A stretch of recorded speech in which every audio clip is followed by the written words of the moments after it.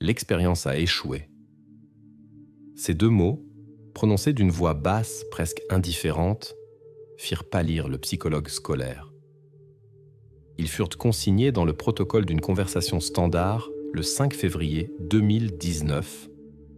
Leur auteur, Léo, 13 ans, un garçon avec la réputation d'un élève exemplaire et petit-fils chéri. Dans le silence complet du bureau, il continua, regardant dans le vide.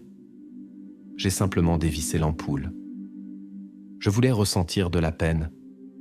Dans les livres, on écrit tant sur comment elle déchire l'âme, mais je n'ai rien ressenti. Absolument rien. L'expérience a échoué. Cette phrase résonna 3 mois après qu'on eut mis le point final à l'affaire de la mort de sa grand-mère de 74 ans, Eleanor. Le verdict officiel était « accident ». La vieille dame était tombée dans l'obscurité sur l'escalier raide de sa vieille ferme. Une tragédie qui arrive malheureusement souvent. L'affaire fut close. La ville éprouva de la compassion pour la famille inconsolable. Et Léo joua le rôle du petit-fils endeuillé, si convaincant que personne n'eut même l'ombre d'un doute. Mais cette confession froide et distante, faite non pas à la police, mais au psychologue, ébranla le système. Elle transforma une affaire close en une plaie ouverte et obligea tous à regarder le garçon parfait avec d'autres yeux. Pour comprendre comment on en est arrivé là, nous devons remonter 3 mois. À ce jour de novembre où la tragédie dans la maison au bord de Silver Creek ne semblait qu'une tragédie et non l'expérience monstrueuse de quelqu'un. Pour comprendre cette expérience, il faut d'abord voir le monde qu'elle a détruit. Un monde qui semblait inébranlable. Chaque week-end, Léo, 13 ans, passait du temps dans la vieille ferme de sa grand-mère Eleanor, située à quelques kilomètres de la tranquille ville de Silver Creek. C'était son petit royaume, sa tradition, connue de tous alentour. La maison, entourée de vieux érables et imprégnée de l'arôme de tarte aux pommes et de livres poussiéreux, était pour Léo tout un univers. Et Eleanor en était le centre. À 74 ans, elle restait une femme à l'esprit clair et au caractère fort, une maîtresse de maison qui connaissait chaque coin de sa terre et chaque livre de son énorme bibliothèque. Leur connexion semblait parfaite, presque cinématographique. Les voisins qui passaient sur le chemin de gravier les voyaient souvent ensemble. Ici, ramassant les feuilles tombées dans le jardin, là, Eleanor enseignant à son petit-fils à distinguer les constellations dans le ciel canadien clair. Les parents de Léo racontaient aux amis avec émotion que leur fils préférait passer une soirée à lire Dickens à sa grand-mère plutôt que de jouer aux jeux vidéo avec ses camarades. Léo aidait à couper du bois pour la cheminée, écoutait ces histoires interminables du passé, des temps où Silver Creek ne consistait qu'en quelques rues, et disparaissait pendant des heures dans sa bibliothèque, plongé dans les mondes qu'elle lui ouvrait. Aux yeux de toute la ville, ils n'étaient pas seulement grand-mère et petit-fils, ils étaient des âmes sœurs entre lesquelles s'étendait un fil spécial et invisible. Cette image idyllique, tissée de centaines de tels jours tranquilles et prévisibles, était le principal alibi pour le futur crime. Personne, ni parents, ni voisins, ni enseignants, n'aurait pu soupçonner que derrière la façade de cette affection touchante se cachait un esprit froid et analytique qui se préparait déjà à sa première et dernière expérience. Pour tous autour, Léo était un garçon tranquille et talentueux qui adorait sa grand-mère. Et l'adoration, comme on le sait, ne laisse pas de place aux mauvaises intentions. Ce monde habituel et sûr s'effondra le matin du 18 novembre 2018. Ce dimanche, les parents de Léo vinrent comme d'habitude chercher leur fils. Mais personne ne leur ouvrit la porte. Après plusieurs minutes de coups et d'appels inquiets, le père brisa la serrure. À l'intérieur de la maison régnait un silence mortel, seulement interrompu par le tic-tac de la vieille horloge de parquet. Et au pied de l'escalier raide en bois qui menait au 2e étage, gisait le corps immobile d'Eleanor. En ce froid jour de novembre, personne ne pensa que la cause de cette tragédie ne résidait pas dans un mauvais éclairage ou un faux pas accidentel, mais dans une ampoule froidement dévissée de sa douille. Pour la police de Silver Creek qui arriva sur les lieux, tout semblait douloureusement évident. Pour la police de Silver Creek qui arriva sur les lieux, tout semblait douloureusement évident. Et cette évidence forma la base de la conclusion officielle du médecin légiste, qui sonnait sèche et irréfutable. La mort s'est produite suite à une lésion crânio-cérébrale et à de multiples fractures causées par la chute dans l'escalier. Pour le système judiciaire, c'était la fin de l'histoire. Mais pour nous, qui connaissons la confession de Léo, cette conclusion sonne comme un échec. Comment ont-ils pu tout manquer ? La réponse se trouve dans le protocole d'examen de la scène de crime. L'appel au centre d'urgence fut reçu le dimanche à 7h15 du matin. L'agent qui arriva à la ferme d'Eleanor documenta une image typique d'un accident. Portes et fenêtres étaient refermées de l'intérieur. Aucune trace d'effraction, de lutte ou de vol. Dans la maison régnait un ordre parfait, excepté le plus terrible. Le corps de la vieille dame au pied de l'escalier. À côté d'elle, sur le sol, gisait un livre tombé. Tout indiquait qu'Eleanor s'était levée la nuit, peut-être pour lire ou aller aux toilettes, et était tombée dans l'obscurité. L'escalier raide en bois de la vieille ferme ne pardonnait pas les erreurs. Le seul témoin, son petit-fils Léo, se trouvait en haut dans la chambre d'amis. Selon la déclaration des parents, ils le trouvèrent assis sur le lit dans un état de choc profond. Il ne put dire qu'il avait dormi et n'avait rien entendu jusqu'à l'arrivée de sa mère et de son père. Son comportement n'éveilla aucun soupçon. Il ressemblait à n'importe quel autre adolescent confronté à une perte si terrible. Tous les faits s'assemblèrent en une image triste mais simple jusqu'à la banalité. Une personne âgée, un escalier sombre, un faux pas. L'affaire fut close aussi rapidement qu'elle avait été ouverte, avec la note « accident ». La famille commença son difficile chemin de deuil, la ville exprima ses condoléances et le dossier alla aux archives. Personne ne posa la question cruciale. Pourquoi était-il absolument sombre sur le palier où il y avait toujours une faible veilleuse cette nuit-là ? Ce détail semblait insignifiant, écarté comme une ampoule grillée. Personne ne pouvait soupçonner que cette ampoule n'était pas grillée, mais avait été soigneusement dévissée et cachée. Personne ne pouvait soupçonner que cette ampoule n'était pas grillée, mais avait été soigneusement dévissée et cachée. Et pourtant, son absence fut documentée. Dans le rapport du premier agent arrivé sur les lieux se trouve une ligne courte, presque quotidienne. Sur le palier supérieur de l'escalier, l'ampoule manque dans la douille. La douille est vide. Dans le contexte de la chute tragique d'une vieille dame, cela semblait être une cause ennuyeuse mais tout à fait explicable de ce qui s'était passé. Pour l'observateur qui connaît la confession de Léo, cette phrase est la première preuve matérielle, le premier fil que personne n'a tiré alors. Bien sûr, ce fait ne passa pas complètement inaperçu. L'agent qui menait un interrogatoire standard posa à Léo une question à ce sujet. Le garçon, qui selon tous les signes était dans un état de choc profond, répondit doucement que l'ampoule avait probablement grillé il y a quelques jours. Grand-mère voulait la changer tout le temps, mais l'a probablement oubliée, ajouta-t-il. Et il n'y avait rien d'étrange à cela.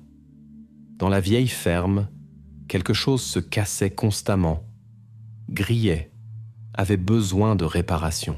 Cela faisait partie de son caractère. Qui aurait l'idée de douter des paroles d'un adolescent tourmenté par le chagrin qui venait de trouver sa grand-mère morte ? Sa réponse était logique. Elle s'intégrait parfaitement dans l'image de l'accident. Et avec cela, la question fut exhaustivement répondue. Les policiers n'étaient quand même pas des experts criminels. Ils voyaient devant eux une tragédie familiale et non une scène de crime. Ainsi, en raison de l'absence de traces directes de violence et de la présence d'une explication absolument crédible pour la seule bizarrerie, l'enquête, qui n'avait essentiellement jamais commencé, fut conclue. Tout s'assemblait, la porte fermée de l'intérieur, le corps sans trace de lutte et la déclaration du petit-fils inconsolable. Il n'y avait pas un seul indice, pas un fait qui criait « Quelque chose ne va pas ici ». Le dossier alla aux archives et la famille sombra dans le silence du deuil. Et dans ce silence, Léo observa silencieusement pendant les 3 mois suivants les conséquences de son expérience et attendit de ressentir au moins quelque chose. Mais dans son intérieur régnait toujours le vide. Et pendant que Léo analysait pendant 3 mois ce silence intérieur, le système qu'il avait si facilement trompé commença son lent et lourd virage. Après la confession dans le bureau du psychologue, l'affaire de l'accident à la ferme d'Eleanor fut immédiatement rouverte. Mais maintenant, les enquêteurs la regardaient avec des yeux complètement différents. Et la première chose qu'ils firent fut de poser les questions classiques. Qui avait un conflit avec la défunte? Et à qui sa mort profitait-elle? La réponse se trouva étonnamment rapidement et semblait être à la surface. Le nom de cette réponse était Robert, l'unique fils d'Eleanor et oncle de Léo.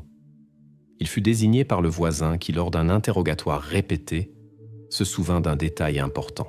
Environ 1 semaine avant la tragédie, pendant qu'il travaillait dans son jardin, il entendit des voix fortes et en colère sortant de la maison d'Eleanor. C'était une dispute. Il ne put comprendre tous les mots, mais entendit clairement Robert crier quelque chose sur la dernière chance et le trou de dette. Et en réponse, résonna la voix ferme, bien que fatiguée, d'Eleanor. « Je ne te donnerai plus un centime.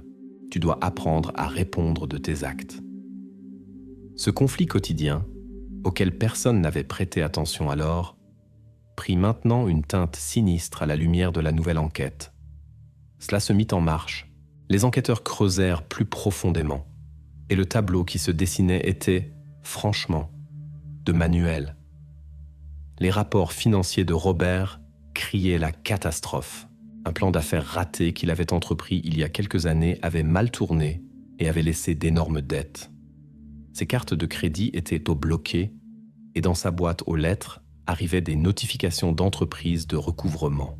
Il était désespéré, cherchait frénétiquement de l'argent et apparemment sa mère avait été son dernier espoir. Eleanor, une femme de l'ancienne école, avait évidemment refusé de parrainer le prochain échec de son fils, ce qui avait mené à cette dispute.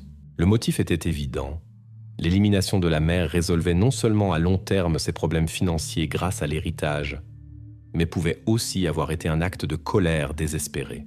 Robert se transforma instantanément de fils en deuil en une personne d'intérêt, en principal et unique suspect. Pour les détectives de Silver Creek, l'affaire semblait presque résolue. Ils avaient un suspect parfait avec un motif de fer. Dans leurs esprits se construisait déjà la version. Cette nuit-là, Robert entra secrètement dans la maison, peut-être pour essayer encore une fois de persuader la mère ou même voler quelque chose de précieux. Elle le surprit. Une dispute éclata, et dans un accès de colère, il la poussa dans l'escalier puis mit en scène un accident. Cette version expliquait tout, sauf une chose. Comment il avait réussi à le faire sans laisser une seule trace? Mais les enquêteurs étaient sûrs que ce n'était qu'une question de temps. Maintenant, il ne leur restait qu'une chose: briser sa défense, trouver un trou dans ses déclarations. Ils ne savaient pas encore que précisément l'alibi de Robert deviendrait ce mur sourd contre lequel toute leur théorie cohérente se briserait et les obligerait à revenir au début et à regarder dans la direction que l'esprit refusait d'accepter. Ils ne savaient pas encore que précisément l'alibi de Robert deviendrait ce mur sourd contre lequel toute leur théorie cohérente se briserait et les obligerait à revenir au début et à regarder dans la direction que l'esprit refusait d'accepter. Et ce mur n'était pas construit de mots, mais de faits numériques froids et irréfutables. Le premier coup contre la version de l'enquête fut porté par la géolocalisation. Dans la nuit de la mort d'Eleanor, du soir du 17 au matin du 18 novembre, le téléphone portable de Robert se trouvait à 150 km de Silver Creek. Il ne faisait pas que passer. Les logs de l'opérateur de téléphonie mobile montrèrent que l'appareil se connectait de manière stable pendant plusieurs heures avec des tours radio dans la zone de la ville Red Deer. Les chiffres ne mentent pas. Robert ne pouvait pas être physiquement dans 2 endroits en même temps. Mais ce n'était que le début. Les enquêteurs obtinrent ces relevés de cartes de crédit et la trace numérique devint encore plus claire. Cette nuit-là, quand sa mère fit son dernier pas dans l'obscurité, Robert paya par carte dans un bar appelé Dusty Boot à Red Deer. Les enregistrements montrèrent plusieurs transactions. Une à 21h45, une autre vers minuit. Il n'était pas seulement dans une autre ville. Il était assis dans un bar, achetait des boissons, vivait sa vie, pendant que dans la maison de ses parents se déroulait la tragédie. Pour clarifier définitivement toutes les questions, les détectives se rendirent dans ce bar. Et là, ils trouvèrent la dernière preuve vivante de son innocence. Le barman, un homme âgé aux yeux fatigués, se souvenait bien de Robert. « Oui, il y en avait un comme ça », dit-il en polissant un verre. Il s'assit seul dans le coin, plus sombre qu'un nuage d'orage. Il commanda du whisky, puis un autre. On voyait que l'homme avait des problèmes. Il partit peu avant la fermeture, vers 2h du matin. L'alibi de Robert était de fer. Il fut confirmé par 3 sources indépendantes, données de l'opérateur de téléphonie mobile, transactions bancaires et témoignages de témoins. Le motif, si fort qu'il ait pu paraître, se désintégra en poussière face au simple fait. Il ne pouvait pas l'avoir fait. À contre-cœur, l'enquête fut obligée de l'effacer officiellement de la liste des suspects. Et à ce moment, dans la salle d'interrogatoire régna un silence assourdissant. Leur version la plus logique et commode s'était effondrée. L'enquête était arrivée dans une impasse. Ou pas. Quand la poussière retomba, les détectives comprirent qu'il ne leur restait qu'un chemin. Une seule piste qui jusqu'alors avait semblé de la folie, comme le fantasme d'un adolescent traumatisé. Maintenant, avec la version de l'oncle endetté enterré, ils devaient la regarder avec des yeux nouveaux. Ils restèrent seuls avec l'aveu tranquille et serein de Léo, 13 ans. Et maintenant, il fallait découvrir ce qui se cachait derrière ces mots, invention ou vérité monstrueuse. Ils restèrent seuls avec l'aveu tranquille et serein de Léo, 13 ans. Et maintenant, il fallait découvrir ce qui se cachait derrière ces mots, invention ou vérité monstrueuse. Pour trouver la réponse, les détectives commencèrent par le début, avec son comportement dans les premiers jours et semaines après la tragédie. Et ce qu'ils virent les fit frémir, car c'était un jeu parfait et impeccable. Le refus de manger, que ses parents attribuèrent au choc, les longues heures qu'il passait en silence complet dans sa chambre, et bien sûr les larmes aux funérailles, silencieuses, amères, exactement comme tous les attendèrent d'un garçon qui avait perdu la personne la plus proche de lui. Les spectateurs savent que tout cela était de l'imitation. Mais pour l'entourage, cela ressemblait à un exemple de manuel de douleur profonde et paralysante. Parents, enseignants, amis de la famille, tous décrivaient unanimement le même tableau, comme si la lumière en lui s'était éteinte, raconta plus tard sa mère aux enquêteurs. Il ne parlait presque pas, ne mangeait presque pas. Il restait simplement assis dans sa chambre avec des livres qu'il avait lus avec Eleanor. Nous pensions que son cœur était brisé. Cette version était si naturelle qu'elle ne soulevait aucun doute. Les parents voyaient leur fils brisé et essayaient de l'entourer de soins, sans soupçonner qu'il n'observait pas la douleur, mais sa représentation virtuose. À l'école, c'était pareil. De l'élève appliqué Léo devint une ombre. Les enseignants notèrent dans leur rapport, devenu renfermé, regarde constamment par la fenêtre, ne participe pas aux discussions. Ils voyaient devant eux un adolescent qui vivait sa première perte grave et lui donnait de l'espace et du temps selon toutes les instructions pédagogiques, supposant qu'il essayait simplement de faire face au traumatisme.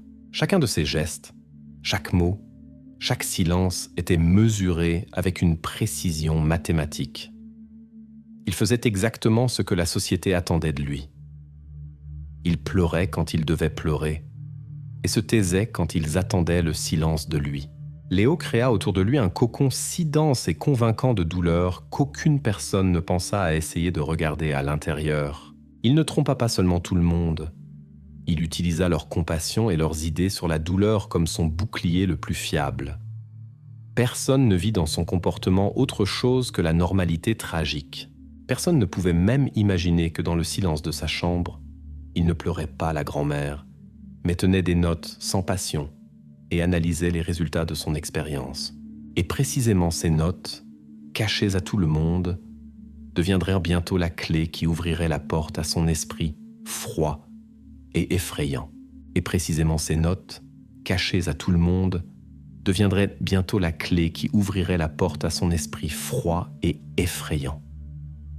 Mais avant que la police puisse trouver cette clé, Léo la leur tendit lui-même, volontairement. Il n'avait pas besoin d'aveu sous pression, il n'avait pas besoin de preuves. Il raconta simplement tout lui-même. 5 février 2019, le bureau du psychologue scolaire, Dr. Miles. C'était une rencontre ordinaire, programmée, partie du programme de soutien que l'école avait offert à Léo après la perte tragique. Dans cette pièce silencieuse, où ça sentait le papier et le thé apaisant, le docteur Miles posait des questions standards sur comment le garçon s'en sortait, sur ses sentiments, sur les rêves. Il s'attendait à entendre parler de douleur, de vide, de colère, de tout ce qui entre dans le tableau du deuil, mais il entendit ce qui fit se glacer son sang dans les veines, dans le rapport officiel du docteur. Miles, ce moment est enregistré avec une précision protocolaire. Pendant la séance, Léo expliqua sans émotion visible, d'une voix uniforme, que la mort de sa grand-mère, Eleanor, n'avait pas été un accident. Et alors résonna cette phrase qui déclencha toute cette histoire. « J'ai simplement dévissé l'ampoule. Je voulais ressentir de la douleur. Dans les livres, on écrit tant à ce sujet, comment elle déchire l'âme. Mais je n'ai rien ressenti. Absolument rien. L'expérience a échoué. Ce n'était pas du remords. Ce n'était pas un cri à l'aide. C'était la constatation d'un fait scientifique. Pour le docteur Miles, il ne resta aucun choix à ce moment. Le devoir professionnel et la loi l'obligeaient à signaler immédiatement à la police et au service de protection de la jeunesse l'aveu d'un crime grave. Il était psychologue, mais devant lui ne s'asseyait pas seulement un adolescent traumatisé. Devant lui s'asseyait l'auteur d'un acte calculé et de sang-froid, qui était déçu non pas de ce qu'il avait fait, mais de ne pas avoir obtenu le résultat émotionnel désiré, un coup de téléphone. Et l'affaire qui avait pris la poussière dans les archives pendant 3 mois revint sur le bureau des détectives et se transforma en l'enquête la plus bruyante et la plus terrifiante de l'histoire de Silver Creek. Un appel téléphonique, et l'affaire qui avait pris la poussière dans les archives pendant 3 mois revint sur le bureau des détectives et se transforma en l'enquête la plus bruyante et la plus terrifiante de l'histoire de Silver Creek. Et le lendemain matin, le 6 février, cet appel prit une forme matérielle. À la police arriva un rapport officiel, imprimé sur papier à en-tête du docteur Miles. Il y était exposé dans un langage sec et protocolaire, ce qui fit frissonner des enquêteurs expérimentés. La machinerie de la justice, une fois arrêtée, commença son mouvement en direction opposée avec un grincement assourdissant. La première réaction fut naturellement le choc, mélangé à un scepticisme sain. Une confession d'un adolescent de 13 ans, faite à un psychologue. C'est une affaire extrêmement délicate. Cela pouvait être une invention, un cri désespéré d'attention, le résultat d'un trauma qui avait pris une forme bizarre. Mais les mots de Léo étaient trop concrets, trop froids et dépourvus de tout dramatisme. Il n'y avait en eux ni repentir, ni vantardise, seulement une précision analytique. Cela força les détectives à agir. L'ordre du chef de police fut bref. Rouvrir immédiatement l'affaire de la mort d'Eleanor. Le statut de Léo changea en une seconde. Du petit-fils inconsolable et témoin principal, il devint la principale et unique personne d'intérêt. La boîte poussiéreuse avec les matériaux de l'affaire revint des archives, vieilles photos, rapports, conclusions. Tout cela était maintenant examiné sous un angle complètement nouveau. Et cette ligne dans le rapport du premier patrouilleur, ampoule dans la douille manquante, qui auparavant avait semblé un détail ennuyeux de la vie quotidienne, brillait maintenant littéralement sur la page et se transformait d'une explication en preuve principale. Les enquêteurs décrochèrent le téléphone et firent l'appel le plus difficile de leur carrière aux parents de Léo. Ils devaient leur annoncer que leur fils, qu'ils avaient essayé de sortir du tourbillon de douleur, était maintenant au centre de l'enquête pour meurtre de leur propre mère. Le monde de cette famille, déjà déchiré par la perte, se brisait maintenant en 1000 morceaux. Mais les enquêteurs comprenaient. Une confession seule, si choquante soit-elle, ne suffirait pas pour le tribunal. N'importe quel bon avocat la démontrerait et la présenterait comme la fantaisie d'un enfant traumatisé. Les mots ne sont que des mots. Ils avaient un besoin de quelque chose de plus grand. Ils avaient un besoin d'une preuve matérielle qui relierait irréfutablement le récit de Léo à la réalité. Ils avaient l'histoire racontée par le criminel. Maintenant, ils avaient besoin de la confirmation physique de cette histoire. Et ils étaient presque sûrs de savoir où chercher. La prochaine étape était un mandat de perquisition. Ils devaient entrer dans la chambre de Léo. La prochaine étape était un mandat de perquisition. Ils devaient entrer dans la chambre de Léo. Mais entrer dans cette chambre s'avéra ne pas être si simple. Avant même que les détectives puissent formuler officiellement leur demande, ils se heurtèrent à un mur sourd et impénétrable. Les parents de Léo engagèrent l'un des meilleurs avocats de la province. Pour eux, ce n'était pas seulement une manœuvre juridique, mais un acte de défense désespéré. Leur monde avait été détruit pour la deuxième fois. D'abord, ils perdirent la mère, et maintenant on leur disait que leur propre fils, tourmenté par le chagrin, était possiblement impliqué. Leur position, annoncée par l'avocat, était simple et humainement compréhensible. Notre fils a vécu un trauma terrible, dirent-ils. Il a trouvé sa grand-mère. Sa psyché était brisée. Il a tout inventé. Cette version était leur bouée de sauvetage dans l'océan de l'horreur. Ils s'accrochaient à la pensée que la confession de Léo n'était rien d'autre qu'une fantaisie monstrueuse, née de la douleur et de la culpabilité. Peut-être se blâmait-il de ne pas avoir pu aider, et son esprit créa cette histoire terrifiante pour faire face d'une manière ou d'une autre à la réalité. Par conséquent, il ne pouvait être question de perquisition volontaire de sa chambre. Son espace personnel est sûr. L'avocat fut catégorique. Vous ne le traumatiserez pas davantage. Ce refus, cette négation furieuse créa cette barrière juridique que les enquêteurs craignaient tant. Ils ne pouvaient pas simplement entrer dans la maison. Leurs mains étaient liées. Maintenant, il ne leur restait pas d'autre choix. Pour obtenir l'accès à d'éventuelles preuves, ils devaient aller devant un juge et demander un mandat de perquisition, en fournissant des raisons convaincantes de croire que dans la chambre de l'adolescent, il pourrait réellement y avoir quelque chose qui soit lié au crime. Cela transforma l'enquête en une course contre la montre. Ils devaient convaincre le juge de leur légitimité avant que d'éventuelles preuves potentielles, si elles existaient, puissent être détruites. Cela transforma l'enquête en une course contre la montre. Ils devaient tout convaincre le juge de leur légitimité avant que d'éventuelles preuves potentielles, si elles existaient, puissent être détruites. Le juge, après avoir pris connaissance du rapport du Dr Miles et de la citation froide et sans émotion de Léo, n'hésita pas une seconde. L'ordre fut signé. Et le 8 février, en présence des parents pétrifiés d'horreur et de leur avocat, 2 détectives entrèrent dans la chambre de Léo. C'était la chambre d'un adolescent ordinaire. Sur les étagères, il y avait des livres. Sur la table, un ordinateur. Rien de sinistre.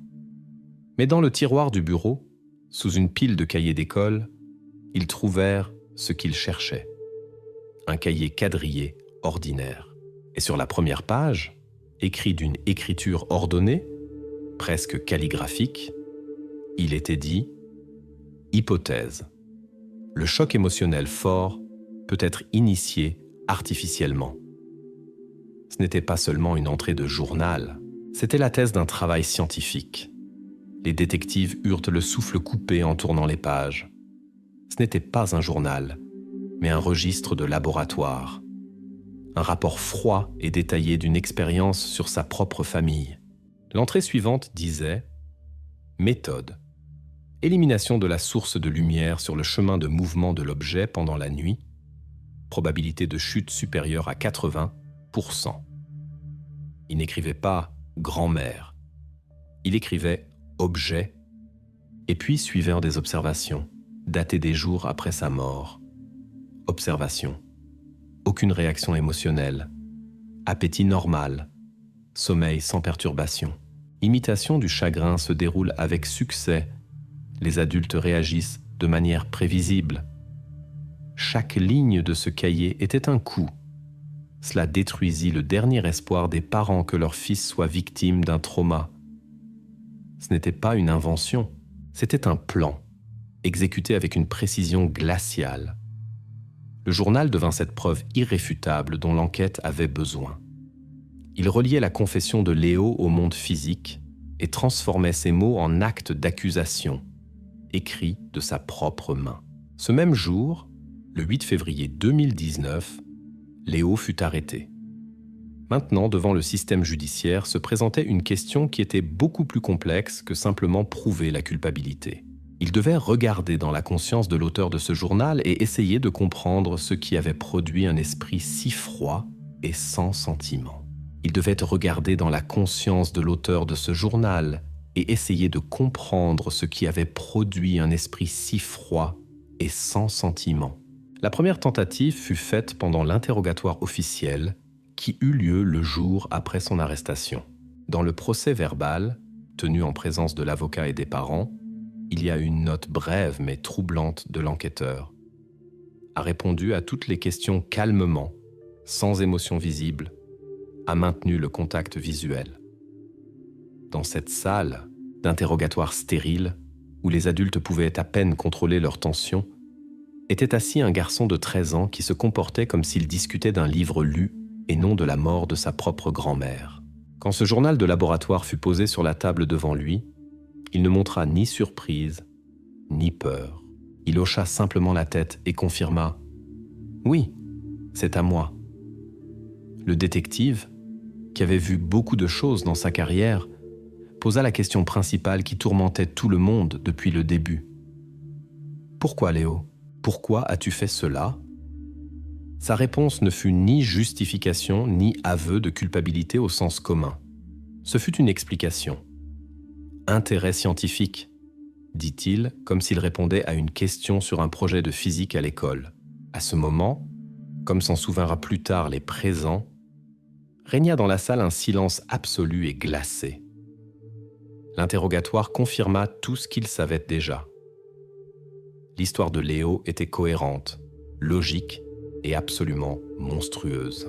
Il raconta calmement comment le soir il souhaita bonne nuit à grand-mère, monta, dévissa l'ampoule et alla se coucher. Mais pour le tribunal, il fallait plus que seulement des mots dits dans un bureau.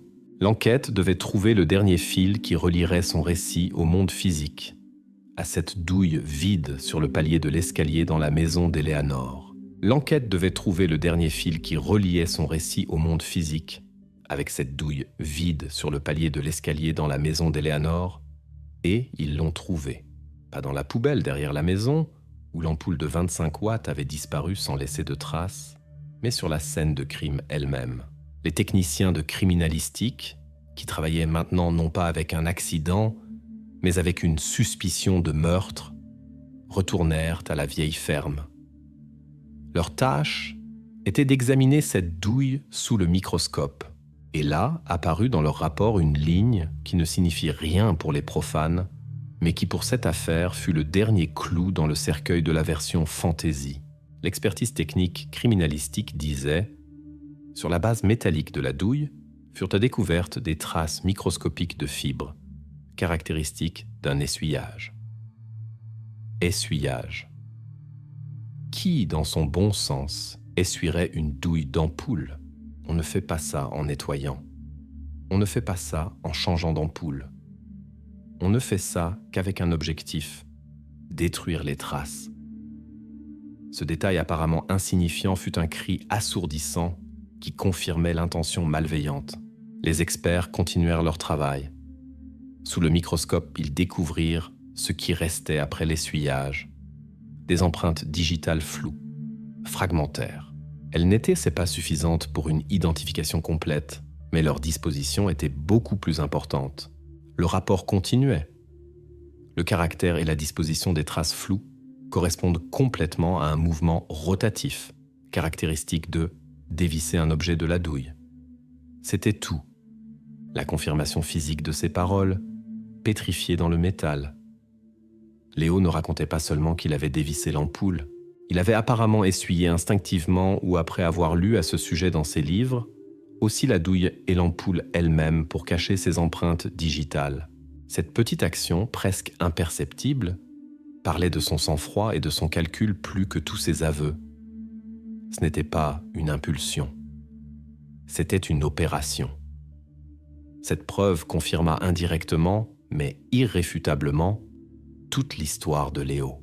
Il ne l'avait pas inventée en étant assis dans le bureau du psychologue. Il décrivait une action réelle qu'il avait commise, et cette action laissa sa trace microscopique, mais indélébile.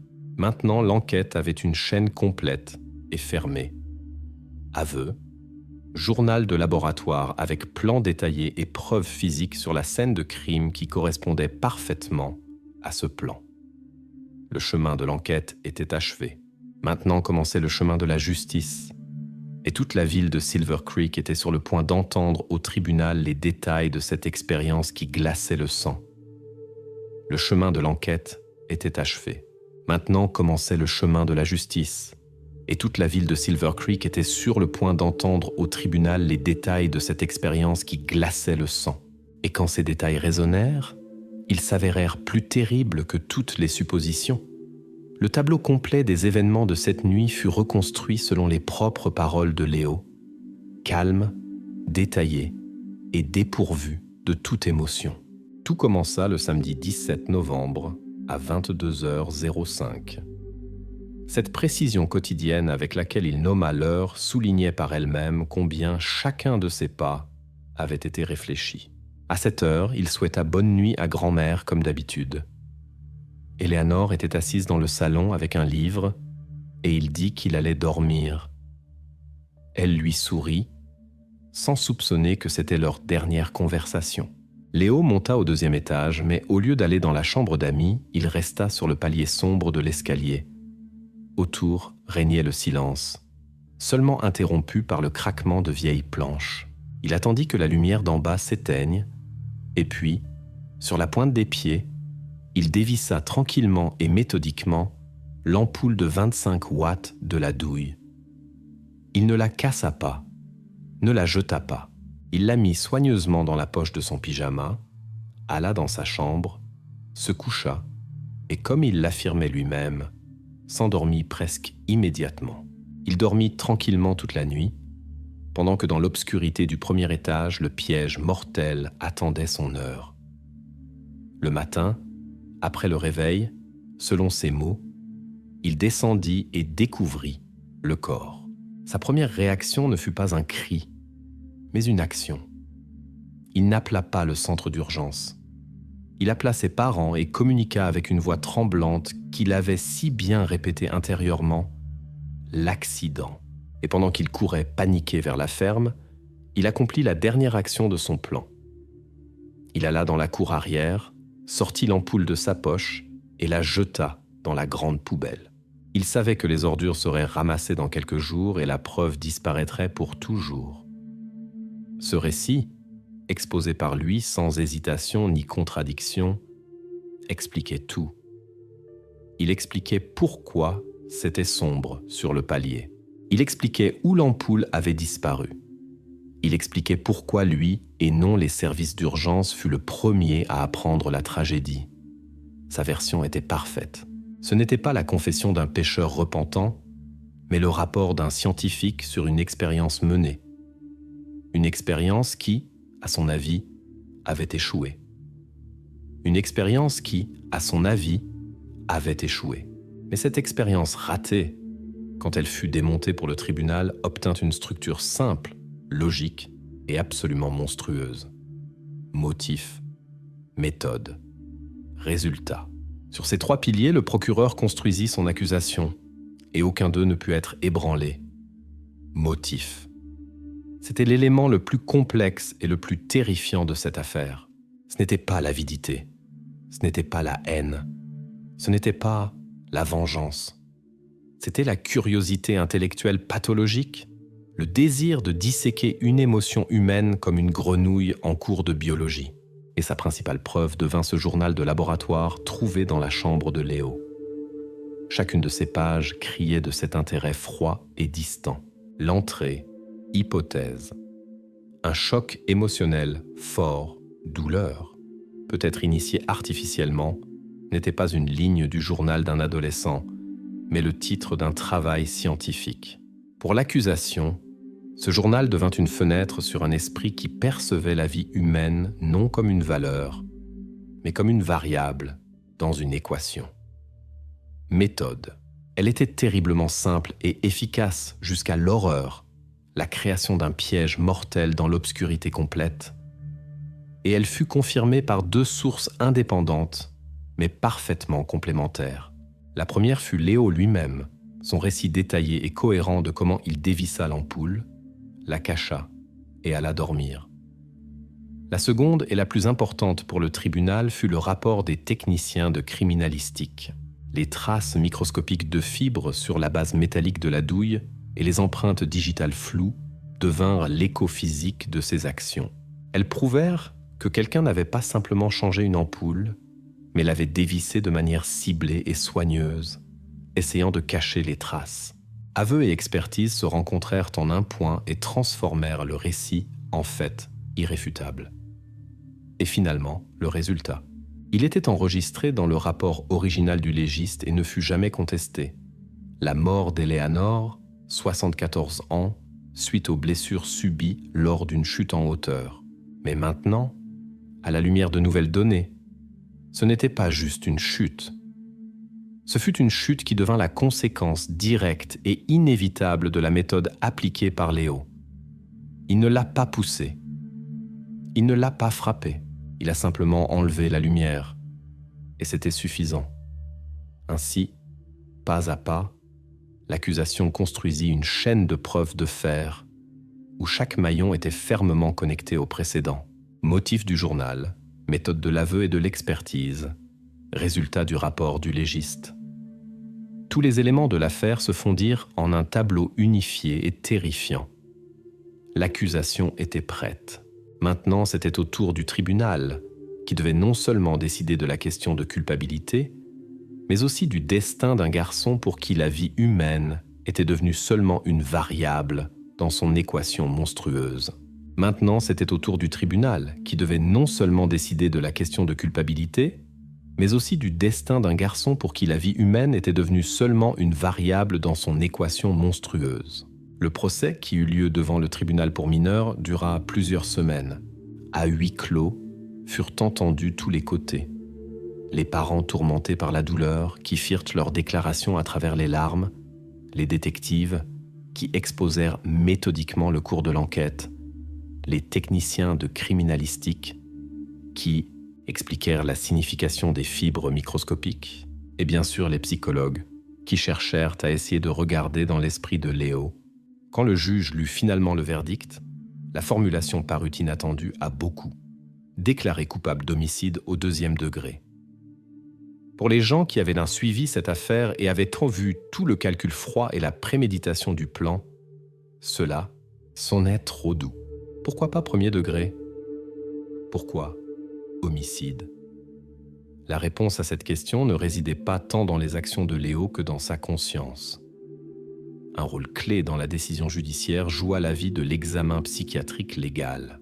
Plusieurs spécialistes de premier plan travaillèrent avec Léo pendant plusieurs semaines, et leur conclusion fut sans équivoque. Dans le rapport final, son état fut caractérisé comme trouble de la personnalité avec manque marqué d'empathie et émoussement affectif. Dit plus simplement, les experts arrivèrent à la conclusion que Léo était en principe incapable de ressentir des émotions, comme la plupart des gens. Il comprenait le concept de douleur intellectuellement, comme une formule mathématique, mais était organiquement incapable de la ressentir. Du point de vue de la législation canadienne pour mineurs, cela influença la qualification de son intention. Le tribunal détermina que bien que ses actions fussent planifiées, son objectif principal n'était pas le meurtre en tant que tel, mais la réalisation d'une expérience. Il ne prévoyait pas et ne désirait pas la mort dans le sens où l'entend une personne avec une psyché saine. Cette distinction juridique détermina la qualification plus douce, mais la sentence fut stricte malgré la formulation. Léo fut interné dans un établissement fermé spécialisé pour délinquants juvéniles avec surveillance psychiatrique renforcée. Là, il devait rester sous contrôle constant de médecins et psychologues jusqu'à ses 21 ans. Ce n'était pas seulement une peine de prison, c'était une tentative du système, non pas tant de punir que d'isoler et possiblement comprendre et corriger ce qui se passait dans sa tête. Mais une question resta sans réponse, flottant dans l'air de la salle d'audience et dans l'esprit de tous ceux qui connaissaient cette histoire. Mais une question resta sans réponse, flottant dans l'air de la salle d'audience et dans l'esprit de tous ceux qui connaissaient cette histoire. Après le procès, les parents de Léo ne purent rester dans la ville, où chaque coin, chaque regard familier leur rappelait leur double et insupportable tragédie. Ils vendirent leur maison et quittèrent Silver Creek, disparaissant dans une tentative désespérée de fuir un passé qui, très probablement, les poursuivra toujours. La vieille ferme d'Eleanor, autrefois le centre de leur univers familial, se dresse maintenant vide et abandonnée, se couvrant lentement d'herbes sauvages. Pour les habitants de Silver Creek, cette histoire devint une sombre légende urbaine qu'on raconte en chuchotant, comme avertissement que le mal le plus terrible peut se cacher derrière la façade la plus innocente et aimante. L'affaire Léo est officiellement close. Il a reçu sa sentence. Le système a mis le point final juridique. Mais cette question décisive, qu'est-ce qui a exactement produit un esprit si froid et analytique dans le corps d'un garçon de 13 ans? Cette pathologie était-elle congénitale, une bombe à retardement depuis la naissance, ou le résultat de quelques traumatismes précoces indéterminés? Ne reçut pas de réponse définitive des experts, et dans ce non-dit réside peut-être l'horreur principale de cette histoire.